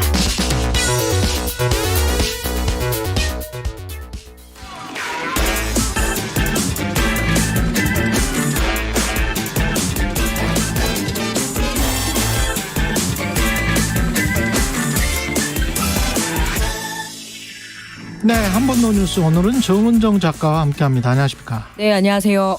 오송 지하차도 참사 이제 선선한 가을 바람이 부는데 이게 분향소를 또 철거를 했네요. 예, 7월 15일에 그 오송 궁평 지하차도에서 이 희생자가 14명이나 발생한 굉장히 큰 참사였죠. 한 달 반 정도 지났습니다. 예, 지난주 금요일이 그러니까 1일이 49제였습니다. 예. 추모제는 뭐 당연히 이제 희생자의 유족들은 물론 그리고 이제 세월호 이태원 참사 유족들도 참석을 했고요. 그래서 이 먼저 참사를 겪고 여전히 진상 규명을 위해서 싸우고 있는 이 참사 희생자들의 유족들이 위로를 하는 모습이 참 슬펐다라는 이렇게 이야기를 좀 들었습니다. 예. 근데 문제는 49제가 끝나자마자 이렇게 분향소를 철거를 해서 유족들이 굉장히 거세게 반발을 했거든요. 아유, 그럼 뭐 철거를 한 주체는 충청북도입니까? 네, 그렇습니다. 네. 충청북도는 유족들과 합의된 사안이라고 하는데 네. 그랬다라면 유족들이 반발을 할 리가 없겠지요. 어디에 있었어요, 이게? 이게 청주 허브센터로 이렇게 이동이 돼 있었고요. 실내에? 네. 네. 그리고 그동안 유족들은 좀 이렇게 축소하더라도, 그러니까 규모를 한 평 내외로 하더라도 좀 기간을 연장해 달라고 계속 의사 표시를 했다고 합니다. 그 이유가 당연하지 않겠습니까? 지금 뭐 명확한 어떤 진상 규명도 그렇죠. 이루어지지 않고 그런 점에서 그 충청북도가 이렇게 기습적으로 철거를 했다라는 것은 좀 이렇게 도덕적으로도 좀 문제가 있어 보이지 않나 싶고요. 비정하다. 네, 많이 비정합니다. 예. 그래서 이 참사를 좀 뭐랄까 49제 이 당일 충북도와 청주시 같은 경우에는 희생자 유족들이 그 분향소 유지에 대한 그 의견들을 계속 전달했음에도 그냥 이렇게 철거를 했으니까 이후에 이 비판들을 어떻게 감당할지 모르겠습니다. 네. 그렇군요. 예. 지금 오송 지하차도와 관련해서는 뭔가 뭐 수사를 할지 뭐가 진척이 돼 있습니까? 네, 뭐 지금 뭐 압수수색으로 흥덕 경찰서, 흥덕 소방서, 뭐 행복청 뭐 이렇게 그리고 뭐 청주시부터 했다고는 하지만 잘 기억하시다시피 김영환 충북도지사 그 당시에 보고도 늦게 받았고 실언도 있었고요. 그리고 무엇보다 이범석 청주시장 같은 경우에는 참사가 벌어진 지 45일 만인 8월 29일에 유족들을 처음으로 면담을 했다고 합니다. 시장은 처음으로 45일 만에? 이게 청주시 관내에서 벌어진 참사 아닙니까? 하다못해 얼굴 모르는 이웃들이 이렇게 크게 희생을 당하게 되면 꽃이라도 한 장 이렇게 한 송이 갖다 놓는 것이 기본 그 상식일 텐데 이 선출직 공무원들의 최근에 이런 책임 떠넘기기 그러니까 충청북도는 청주시에 청주시는 행복청에 뭐 경찰서 그리고 소방서까지 서로 이렇게 폭탄 돌리기 하듯이 그러다가 이제 경찰서 소방서의 중간이나 말단 직급들이 책임을 지게 되는 그런 구조로 늘 가는 것 같습니다. 이태원 참사도 그랬었고요. 그래서 책임을 이 떠넘기는 과정 속에서 분향소가 갖는 상징적인 의미가 있죠. 이거는 어떤 고인의 어떤 추모의 의미뿐만 아니라 이 진상규명을 명확히 하겠다라는 고인에 대한 약속 그리고 이런 참사가 반복되지 말아야 된다는 어떤 사회적 약속이 이루어지는 중요한 공간이고 무엇보다 진상규명 전에 이렇게 그 분향소가 철거된다라고 한다면 상징적인 공간이 사라지는 게 유족들 입장에서는 상당히 불안한 거잖아요. 사실 뭐 좀 협의를 해가지고 이거를 분향소 또는 뭐 부상자들도 있을 거고 그때 당시에 생존자들도 있을 거고 관련해서 무슨 뭐 힐링센터랄지 뭐 이런 식으로 아니면 상담센터랄지 이렇게 좀 만들어 보는 것도 뭐 중장기적인 프로젝트는 그렇게 있습니다만 제가 어제 취재를 잠시 했는데요. 이 생존자에 대한 명단이나 정확한 정보도 지금 파악을 하고 있지 못하고 있다는 상태니까 그렇죠. 어쩌면 이런 오송 지하차도 참사가 이런 식으로 잊혀지기를 바라는 차원에서 분향소 철거가 이루어진 것 아닌가 그리고 유족들에게 매우 큰 모욕이었다라고 이렇게 굉장히 크게 분노를 하고 있더라고요. 그리고 러시아가 우크라이나를 침공해서 지금 계속 뭐 대치해서 전쟁하고 있는 상황인데 러시아는 뭐 지금 애국주의 교육 뭐 이런 걸 합니까? 아마 진행자님이나 저랑 또 익숙할 텐데요. 어렸을 때 교과서에서는 반공 교육을 받았고요. 그리고 교련 시간 있지 않았습니까? 그렇죠. 러시아가 지금 똑같습니다. 새 학기가 시작되자 이 새로운 국정교과서에서 이 우크라이나 침공 문제를 지금 러시아는 특별 군사작전으로 우기고 있잖아요. 그래서 그렇게 이야기를 하고 2014년 크림반도 합병에 대해서는 이 역사적 정의가 회복된 일이다 이렇게 이야기를 해서 이 역사 교육에서 어떤 그런 애국심을 고취하는 교육뿐만 아니라 청소년들에게는 이 특히 남학생들 고등학생들한테는 수류탄 사용법이나 소총 사용법 그리고 여학생들에게는 간호 응급처치 이런 교육들을 하고 있다고 하는데요. 결국에 이 장기전으로 가면서 정신 총화 그리고 애국주의 교육으로 이렇게 가고 있는 방향을 잡는데 상당히 익숙하네요. 정신총화 오랜만에 들어보는데. 네, 그렇습니다. 우리는 민족중흥의 역사적 사명을 띠고 이 땅에 태어났다. 네, 저도 좀 상가권 좀 묶었습니다. 고등학교 때. 네. 뭐 그런 걸 한다는 거잖아요, 러시아. 네, 결국에는 이렇게 잘 안 되니까 이런 걸 하는 거 아닐까요? 그렇겠죠. 이렇게 전쟁이 길게 갈 줄은 러시아도 생각을 못했을 겁니다. 게다가 러시아 그 젊은이들도 이 군대 징집 안 되기 위해서 뭐 수만 명이 밖으로 나가버렸잖아요. 네, 다른 나라로 나가버리고 그랬으니까. 현재 우크라이나도 사실 징집을 피하기 위해서 뭐 여러 가지 편법이 나온다고 하는데 그 어떤 전쟁도 이렇게 길어지게 되면은 결국에는 시민들의 희생이 너무 크고 그리고 자라나는 청소년들에게 이렇게 소총 잡고 수류탄 던지는 교육이 과연 가당키나 할까요? 노벨 시상식과 관련해서도 러시아는 참석하지 마라. 네, 러시아와 벨라루스 그리고 이란까지 해서 참석을 거절당했습니다. 원래는 이제 전체 대사들이 다 참석을 하는 게 관례인데요. 스웨덴 측에서 아주 강력하게 반발을 해서 오지 말라고 했습니다. 러시아는 전쟁에 어떤 일으킨 죄가 있고 벨라루스는 그 러시아를 도우면서 전쟁을 또 돕고 있고 이란은 또 자기 나라에서 어떤 아주 혹독한 인권 탄압 때문에요. 그렇죠. 스웨덴이 또 러시아와 사이가 안 좋고 러시아에 침공을 당했던 역사가 있기 때문에 더욱더 그런 것 같습니다. 게다가 이제 노벨상에 평화상이 있잖아요. 네, 그렇습니다. 그래서 이 어떤 노벨상의 시상식에 참석하는 것 자체가 상당히 중요한 어떤 외교의 장이기도 하고 상징이기도 한데 여기에서 거절을 당했다는 것 자체가 굉장히 굴욕이죠. 그냥 올림픽 같은 경우도 러시아 나오지 말아라. 월드컵도 마찬가지였고 뭐 그런 거죠. 그게 전쟁을 러시아가 계속 하고 있는 이상은 본인들이 일으켰기 때문에 계속 국제사회로부터 따를 당할 것 같습니다. 더욱더 혹독하게 이 전쟁 종식을 향해서 국제 여론이 모아지기를 바라고 있습니다. 여기까지 한 번 더 뉴스 정은정 작가였습니다. 고맙습니다. 네, 고맙습니다. 태풍은 막을 수 없지만 피해는 막을 수 있습니다. 태풍, 이렇게 대비하세요. 태풍이 예보되면 기상 상황을 수시로 확인하고 야외 활동은 자제해주세요. 집 주변 배수구를 미리 점검하고 쓰레기, 낙엽 등으로 막힌 배수구는 시청이나 군청에 즉시 알립니다. 많은 비로 하천 수위가 높아지는 경우 하천 주변에 접근하지 않습니다. 조금이라도 침수된 도로나 세월교는 절대 지나가지 말고 우회하거나 안전한 곳에 대기합니다. 철저한 대비가 우리의 안전을 지킵니다. 태풍 대비 환경부가 함께합니다. 잠시 후 8시 반부터 일부 지역국에서는 해당 지역 방송을 보내드립니다. 가자! 배종찬입니다. KBS로 오는 길이 너무 행복해서 다 잊어버렸다. 시사본부가 역시 전통이죠. KBS의 역사라고 봐야 돼. 가장 공정한 방송이다. 고정해야 되지 않을까요? 고정해줘요. 배종찬의 시사본부 평일 낮 12시 20분 매일 고정입니다. 일라디오도 고정! 화이팅! 진행은 서툴지만 내용은 알찹니다. 진실의 편에서, 정의의 편에서, 약자의 편에서 뉴스를 전합니다. 주진우 라이브와 함께 더 많이, 더 오래 웃었으면 좋겠습니다. 매일 오후 5시 5분 KBS 1라디오 주진우 라이브. 지금 시각은 8시 30분입니다. KBS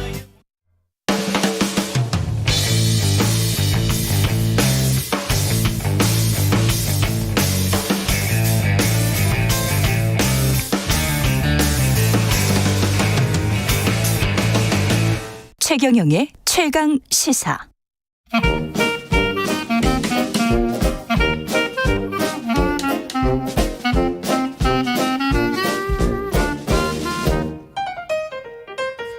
네, 최경영의 최강시사 월요일은 경제합시다 코너가 있는 날입니다. 서강대학교 경제대학원의 김영익 교수 나오셨습니다. 안녕하세요. 네, 안녕하십니까. 예, 통계청이 7월 산업활동 동향을 발표했는데 생산, 소비, 투자 지표가 다 일제히 하락했습니다.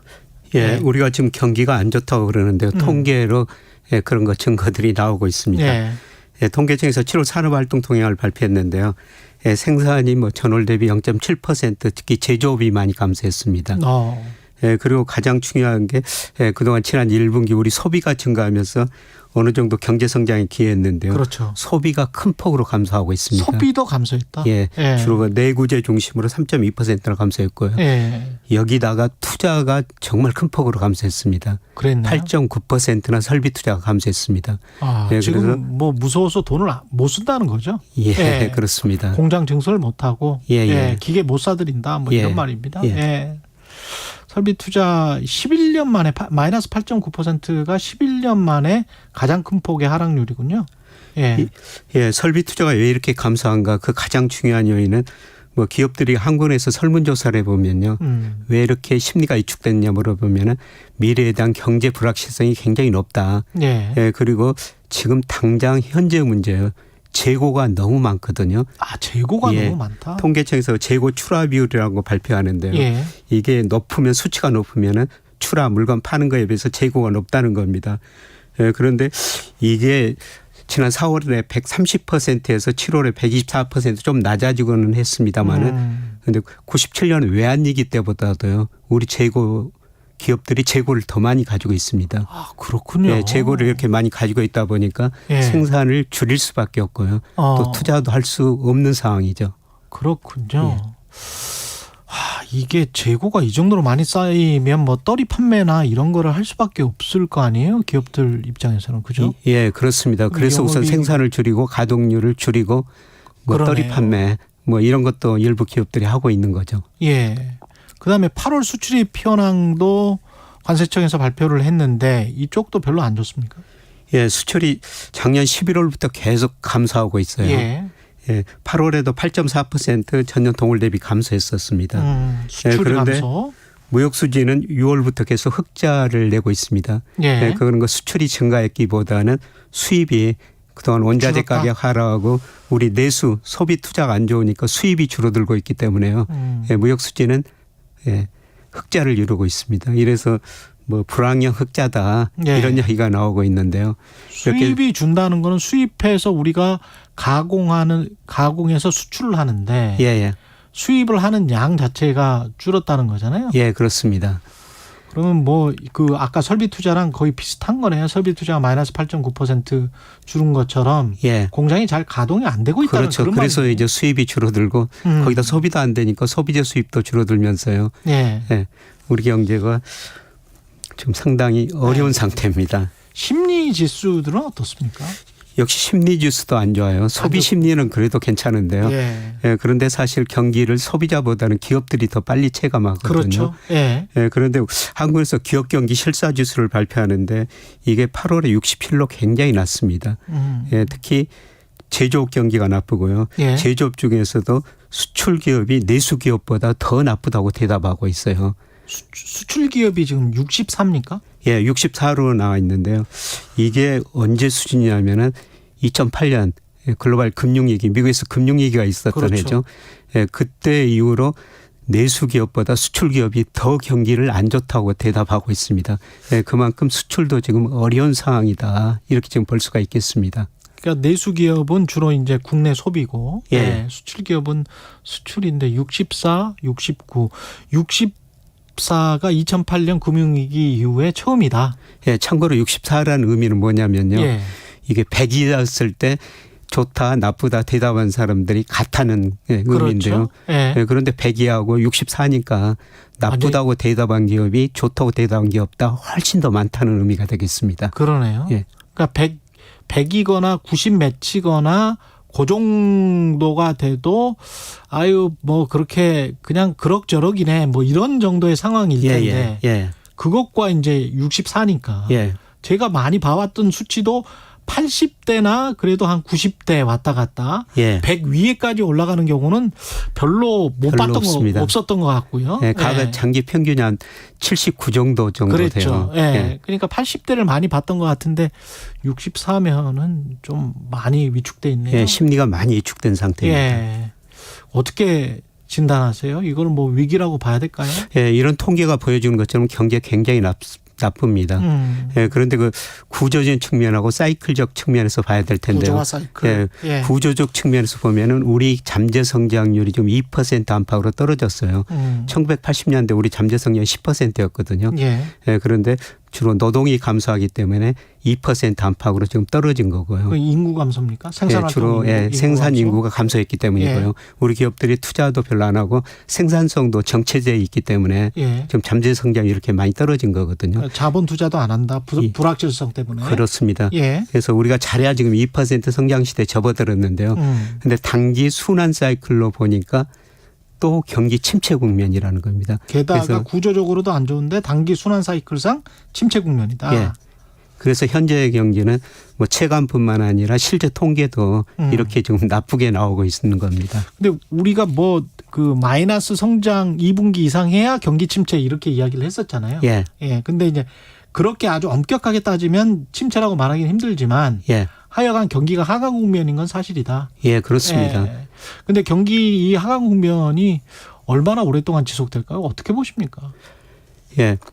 그런데 그래도 긍정적인 조짐이 조금 나타나고 있는데요. 그렇죠. 예. 그래서 그 통계청에서 앞으로 경기를 내다보기 위해서 선행지수 순환 변동치라는 걸 발표하거든요. 예. 이게 지난 4월이 저점이 나왔습니다. 지난 4월이 저점이었다. 2021년 6월을 정점으로 계속 하락했거든요. 예. 예, 그런데 선행지수가 지금 증가세로 3개월 연속 증가했습니다. 그래서 이걸 보면은 뭐 지금은 경기가 나쁘지만 앞으로 좀 개선될 조짐은 있을 것이다. 이렇게 추론을 해볼 수가 있고요. 이 선행지수 순환 변동치 저점이 과거 보면 경기 저점에 1개월에서 한 8개월 정도 선행을 했거든요. 그렇죠. 이 선행 기간은 기간에 따라 다릅니다만 이번에도 조금 늦춰질 수는 있는데요. 어떤 건 선행지수 순환 변동치가 증가한다는 거는 예, 그래도 우리가 미래를 조금 더 희망적으로 기대해 볼 수 있는 이런 요인은 되겠습니다. 근데 과거에 우리의 경기 사이클을 보면 교수님 말씀이 맞을 거는 같은데 우리가 일본에 잃어버린 30년 그 이야기를 하지 않습니까? 그러니까 수축기와 확장기가 일정하게 뭐 수십 개월 동안 돌아가는 패턴이었는데 일본 같은 경우에 그러지는 않았잖아요. 저성장이 뭐 한 30년 동안 계속 진행됐는데 한국이 일본화될 가능성에 관해서 굉장히 우려하는 학자들도 많지 않습니까? 예. 일본이 그 장기적으로는 계속 그 성장률이 떨어졌죠. 잠재 성장 1%까지 떨어졌는데요. 그랬죠. 그 떨어지는 과정 그게 구조적인 문제고 떨어지는 과정에서 우리가 등산하다 산을 내려오면은 이렇게 작은 언덕점이 있지 않습니까? 그러니까 네, 그런 장기 순환이라는 그런 겁니다. 말씀이시군요. 그러니까 우리도 장기적으로는 경제 성장이 계속 낮아지고 어려워지는데 예. 그 어려워지는 과정에서 잠깐 좋아졌다가 또 나빠지는 이런 과정이 계속 반복될 거라는 겁니다. 그러니까 지금 말씀하신 거는 정리해 보면 잠재 성장률이 2%대였다가 1%대, 0%대로 가는 거는 구조적인 거고, 예. 2%대에서 2.5가 됐다가 2.3이 됐다가 2.1이 된 거는 사이클이기 때문에 그렇죠. 일시적으로 그런 현상은 나타날 수가 있습니다. 그 정도만 기대할 수 있다. 예, 그래서 아마 내년에 이제 그 정도 기대할 수가 있을 것 같습니다. 내년에는 어느 정도 좀 비참해지는데 내년에는 그러면 기대할 수 있는 게 뭐 2%대 중반까지는 갈 수 있습니까? 중반까지는 힘들고요. 힘듭니까? 한 2% 뭐 초반. 네, 예. 올해가 1.45. 1.4 정부 한국에서 예상하는데요. 예. 예, 제가 보기에는 그보다는 최근 통계 보니까 좀 낮을 것 같습니다. 올해 저는 한 1.2% 정도 보고 1%대 있는데. 1%대 초반. 예. 내년에는 그래도 2%대 초반으로 된다. 예. 올해는 1%대 초반이고 내년은 2%대 예. 초반은 된다. 예. 뭐 그래도 체감적으로는 특히 우리 중소기업들은 경기가 크게 개선됐다 이렇게 느끼지는 못할 건데요. 근데 과거에 보면 이제 이렇게 경기가 안 좋으면은 그래도 구조조정할 거는 구조조정하고 예. 그래서 좀 업종 합리화도 하고 예. 고부가가치 산업으로 조금 이전하자 이런 요구들도 막 있고 그랬었는데 예. 지금은 그냥 버티자 모두인 것 같아가지고. 예. 그래서 버티자로 나가고 있는데요. 상당히 좀 어려워질 것 같습니다. 예, 우리나라 코스피 코스닥에 상장된 기업 18%가 한계 기업이거든요. 18%가. 예, 한계 기업이라는 게 뭐냐면은 지난 3년 동안 영업이익 내 가지고도 이자도 못 내는 기업이라는 겁니다. 상장된 것들도. 예, 그게 18% 정도 되거든요. 예. 예, 그런데 그런 기업들이 지금 뭐 버티고 있고 견디고 있다 이런 말씀을 드릴 수가 있는데요. 정부도 사실은 정책적으로 무슨 펀드 같은 거 만들어서 민관 합동으로 펀드 만들어서 부동산 펀드가 사실 그런 거 아니에요? 예, 좀 구조조정 특히 부동산 분야에서는 해야 되는데요. 좀 충격이 크다고 좀 미루고 있는 것 같습니다만은 결국은 하고 넘어갈 수밖에 없는 상황이 아닌가 그렇게 생각이 됩니다. 제가 궁금한 게 계속 이렇게 미뤄집니까? 경제라는 게? 안 미뤄집니다. 안 미뤄집니까? 예. 제가 시장을 보면요. 예. 시장은 정부 정책도 이길 수는 없고요. 그렇죠. 결국은 시장에 의해서 구조조정 할 수밖에 없습니다. 언젠가는 터지는데 정부는 어떤 정치적인 여건 뭐 이런 것들 민생 뭐 여러 가지를 감안을 하겠죠. 예. 그리고 더욱 중요한 거는 지금 우리 가계 기업 부채가 세계 다른 나라보다 평균적으로 높은 수준이고 정부 부채는 낮은 수준입니다. 그런데 그렇죠. 요새 세금이 덜 그치다 보니까 내년 예상 편성 보니까 내년에 아마 명목 GDP가 한 3, 4 내지 4% 이 정도 성장할 텐데요. 예산 증가율 2.8% 예산도 긴축적으로 짜놨거든요. 그래서 가계 기업 부채 높은데도 정부도 돈을 안 쓰다 보니까 이게 참 어려운 상황입니다. 그 잘못하면은 장기 불황 게다가 인플레이션도 지금 근원 물가 지수가 한 4%대였지 않습니까? 그러면은 스태그플레이션이라는 끔찍한 말은 하기는 싫습니다만은 경제 성장률은 아주 낮고 인플레이션은 3, 4%대로 있으면 사실은 실질 임금이 감소하는 결과가 되기 때문에 국민들 입장에서는 최악이거든요. 그렇게 되면. 예, 그렇습니다. 예, 지금 미국도 우리도 사실 실질 임금은 감소세예요. 그렇죠. 예. 그래서 실질 소득 미국이나 우리나라 보니까 물가보다 임금이 평균적으로 덜 올랐거든요. 실질 소득이 줄어드니까 소비자 쪽 구매력이 줄어들고. 그렇죠. 예, 그러다 보니까 또 기업 매출 뭐 이익 줄어들고 기업은 고용을 줄이는 이런 악순환 가능성도 있어 보이죠. 예. 당장 앞으로 하반기 전망 좀 해 주십시오. 예, 저는 뭐 선행지수 증가한다고 말씀드렸습니다. 선행지수가 증가한 거 보니까요. 아마 4분기부터는 좀 4분기부터는. 경기가 개선될 거는 같습니다. 4분기부터는 개선된다. 수출이 작년 11월부터 많이 감소했기 때문에요. 기저효과 때문에 4분기에는 약간 그 증가세로 돌아설 것 같고요. 4분기가 10, 11, 12. 예. 주식시장은 그러면 그때 되면 좀 좋아집니까?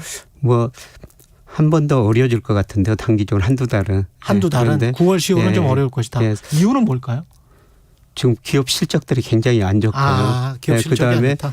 미국 주가가 지나치게 가대평가된 상태인데 미국 주가가 조만간 많이 하락할 가능성이 있어 보입니다. 그러면 외국인들이 우리 주식 팔고 한두 달은 좀 더 어려운 시기가 올 것 같은데요. 그런데 4분기 이제 선행지수가 계속 증가한다. 이렇게 확인이 되면은 아마 수출도 증가한 모습이 나타나면은 주시장 심리도 개선되면서 아마 4분기에는 그래도 조금 주가가 오를 수 있지 않을까 그렇게 보고 있습니다. 근데 그 전에는 떨어질 것이다. 예, 맞습니다. 그러면은 똔똔 아닌가? 지금이랑 비슷한 상황이 지지부진한 상황이 될 가능성이 있네. 예, 뭐 크게 오르지는 않지만 그래도 4분기에는 지금보다는 좀 높은 수준일 것이다. 예, 그렇게 볼 수가 있을 것 같습니다. 4분기에는 지금보다 높은 수준일 것이다. 그랬으면 좋겠습니다. 예, 희망을 갖고 경제합시다. 서강대학교 경제대학원 김영익 교수였습니다. 고맙습니다. 네, 고맙습니다. KBS 1라디오 최경영의 최강시사 듣고 계신 지금 시각은 8시 44분입니다. 이 시각 출근길 교통정보입니다. 출근 정체는 돌발 구간 중심으로 정체가 심합니다. 서울 문산고속도로 문산 쪽으로 설문나들목 부근에서는 사고가 나면서 1차로와 갓길을 막고 처리 작업을 하고 있는데요. 부근 3km 구간에서 정체입니다. 수도권 제1순환고속도로 판교에서 구리 방면으로 수락산 터널 4차로에서도 사고가 나면서 별내부터 속도 많이 떨어져 있고요. 이후로는 노우지 분기점에서 안현 분기점 사이 정체만 18km 구간으로 무척 심합니다. 그 후로 청계터널 부근 1차로에는 고장난 차가 서 있어서 하기 분기점부터 정체입니다. 반대 판교에서 일산 쪽으로 장수 부근 5차로와 이후 구리에서 판교 쪽으로 하남 분기점 부근 3차로에서는 각각 고장난 화물차를 처리하고 있습니다. 영동고속도로 강릉 쪽으로 반월터널 부근 갓길에서도 사고 처리 작업을 하고 있어서 부근으로 차량들 서행합니다. 그 밖에 남북권 중앙고속도로 지선 김해 쪽으로 양산 분기점 부근에서도 사고가 났는데요. 2, 3차로를 막고 처리 작업을 하고 있어서 부근으로 많이 혼잡해졌습니다. KBS 교통정보센터였습니다.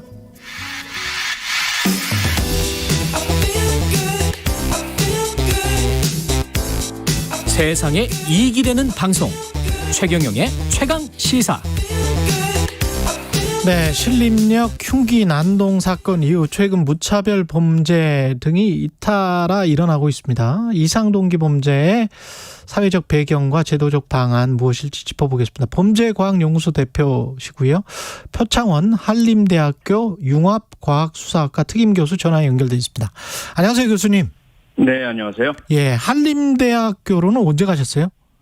이번 9월 1일자 임용이고요. 축하드립니다. 고맙습니다. 네. 그렇군요. 특임 교수로 가셨네요. 그러니까 범죄과학연구소도 하시고 이제 그쪽에서 교수도 하시고 그러시는 거죠? 네, 그렇습니다. 범죄과학연구소에서 프로파일링 아카데미 계속 하고요. 한림대에서는 다음 이제 신학기 3월부터 새로 모집을 하는 신설학과거든요. 융합과학수사학과. 예, 그곳에서 이제 프로파일링 CSI 이제 시스템 구축하는 거 제가 담당하고 있습니다. 예, CSI 시스템 구축. 그 지금 저 흉기 난동 사건 같은 게 그냥 잇따라서 발생을 하고 있는데 어떤 사회적 배경이나 이런 게 있을까요? 아무래도 한 건만 났다면요 개인적인 문제라고 볼 수 있겠지만 말씀하신 것처럼 잇따라 계속 발생을 하고 있다 보니까요. 우선은 지금 현재 그런 범죄를 촉발시키는 사회적 배경을 한번 짚어볼 필요가 있고요. 또 하나는 좀 멀게는 이들이 태어나서 살아올 때까지 받았던 사회적 영향들이 있지 않겠습니까?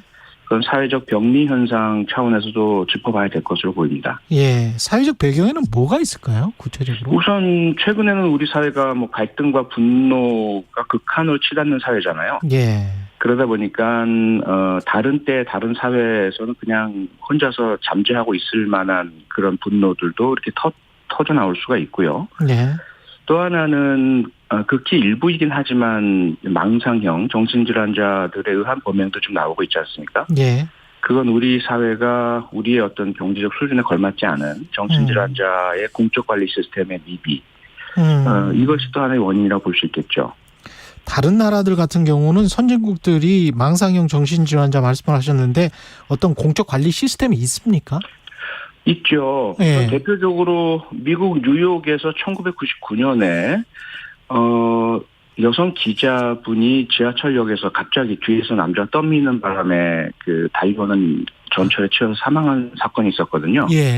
이분의 성함이 캔드라라고 하는데 도대체 왜 이런 일이 발생했나를 연구 조사를 했고요. 그 남성은 체포됐는데 치료가 중단되었던 망상형 조현병 환자였습니다. 예. 그래서 당연히 그 범죄자야 엄중 처벌을 해야 되겠지만 유사 사례 방지를 위해서 뭐가 필요한가 봤더니 이런 위험 있는 그 치료만 받으면 괜찮지만 치료를 받지 않고 있는 정신질환자 망상형 환자들에 대해서 공중보건 시스템에서 찾아가서 치료를 계속할 수 있도록 도와주고 만약에 그러한 치료 지원을 거부한다면 법정에서 강제 입원을 결정하는 사법 입원제도 이 두 가지를 도입해서 캔드라법이라고 불렀거든요. 예.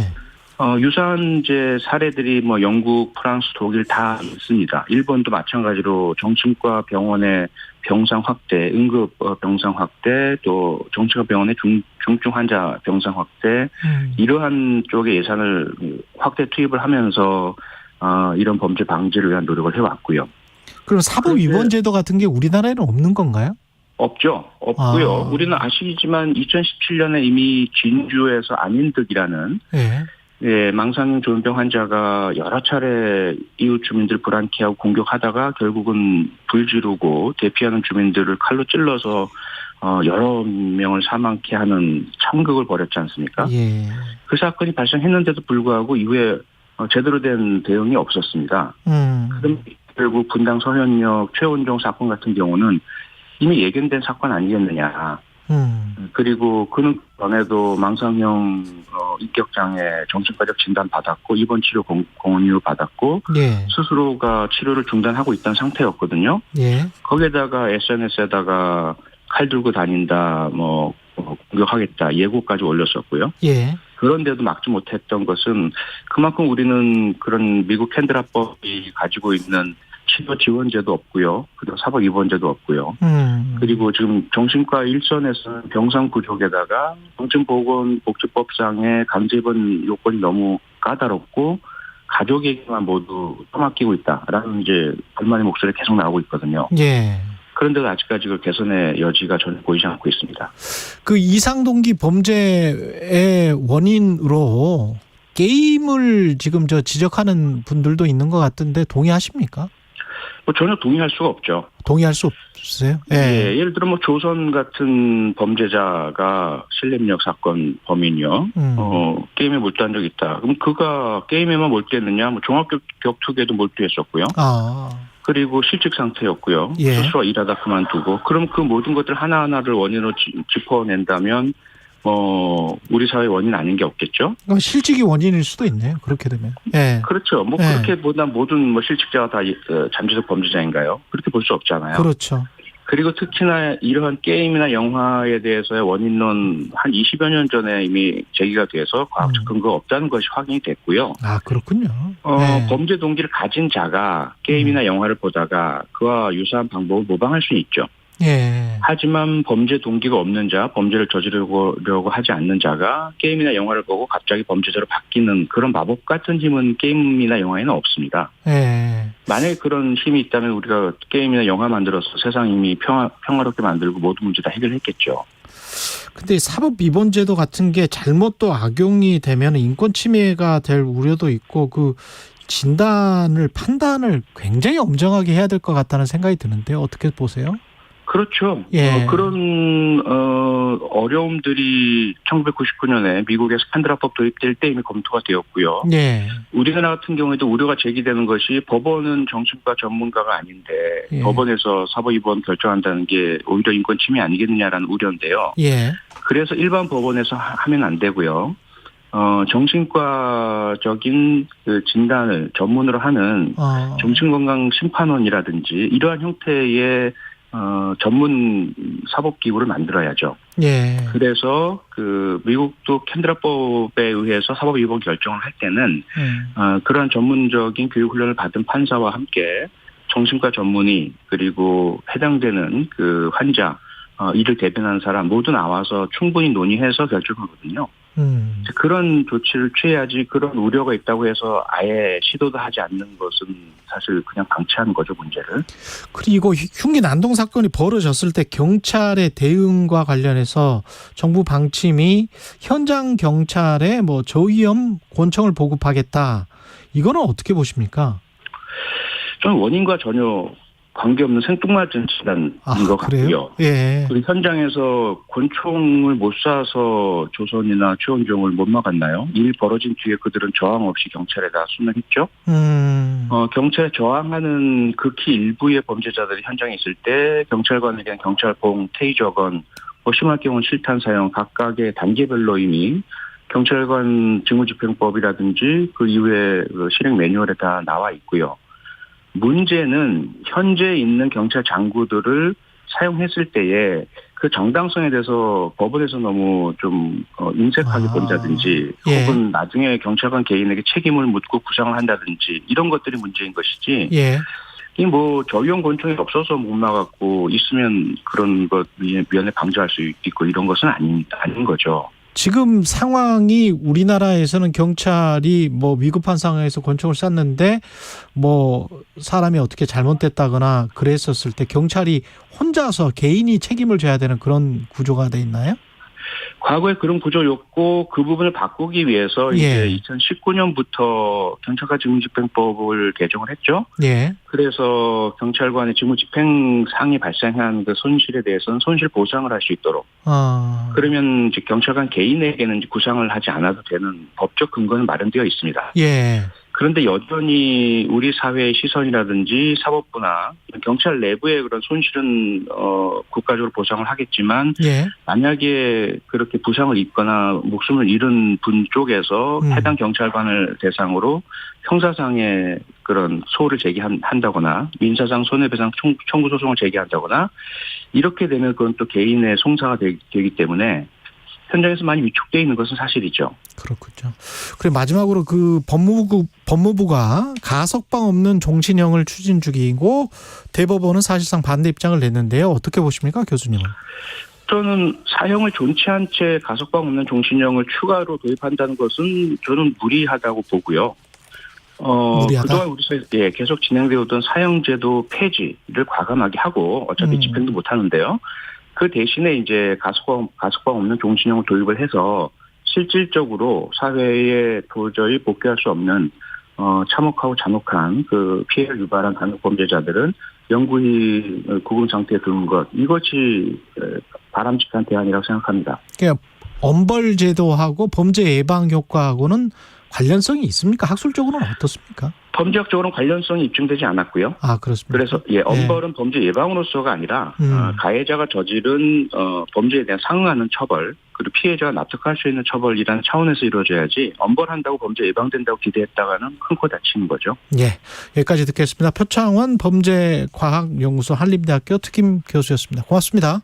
고맙습니다. 9월 4일 월요일 KBS 1라디오 최경영의 최강시사였고요. 저는 KBS 최경영 기자였습니다. 내일 아침 7시 20분에 다시 돌아오겠습니다. 고맙습니다.